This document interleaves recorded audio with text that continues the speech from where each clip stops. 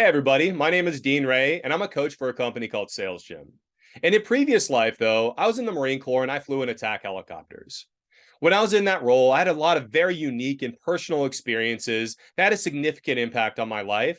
And they built up bonds with the people who would share those experiences with me, even if they weren't in my unit and they were just somebody I'd met far down the road and we started swapping stories. Now, whenever I do meet vets who share similar experiences to me, I can tell right away if there's somebody I'd like to get to know and if there's somebody who understands the world I've lived in. There's certain jargon that people use whenever they've been through these types of worlds, and there's certain ways they describe their experiences and the problems they faced and what they did about them and how they turned out that you would understand to be true if you've lived through it, and you could easily sniff out if they're making it up if you also have. Now, this type of impact, this type of an approach, and this thought process, it applies as well whenever you're talking about the business world.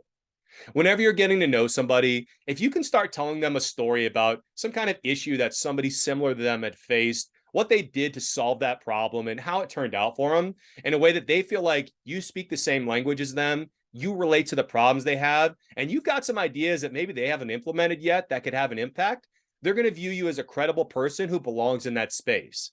And if you're able to open up the conversations at the end of your stories and ask what their thoughts are, or why they might do things in a different way, or how it might impact them if they followed the same path, now what you're doing is you're forming a back and forth conversation with somebody who's starting to view you more as a peer and somebody who can give them advice.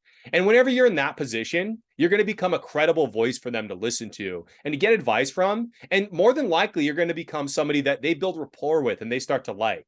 And if people like you, and if they trust your ability to actually speak to the problems that they have, they're going to prefer to work with you rather than others. So think through some stories that you might have in mind that show that you're an expert in this particular industry where you're prospecting. Think through the problems that they might have. Think through how those problems are solved and what the outcomes are. And then whenever you meet with people, find ways to integrate those stories into the conversational flow.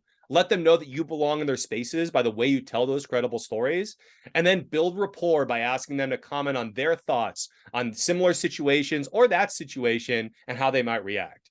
If you do this, you're going to notice rapport building very quickly, your credibility boosting going through the roof, and then you're going to see much better results on the sales side because of this. So good luck out there as you're constructing your stories, and I'm looking forward to seeing you whenever we meet up on a coaching call, or if we're not working together just yet, go ahead and reach out to me at dnr@salesgym.com, and I'd love to have a conversation with you.